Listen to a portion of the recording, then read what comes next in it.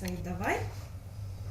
Идем. Делать первые шаги Саиду Туктарову пока помогают ходунки. Но даже это огромный прогресс. Тяжелый диагноз мальчику поставили в 4 месяца. С тех пор он побывал в десятках клиник и реабилитационных центров. Лечили в Казани, Челябинске, Москве и Китае. Ребенок научился общаться жестами и читать по слогам. Ходит в детский сад. Дефектологи, психологи, математика, еще занятия по музыке, физкультура.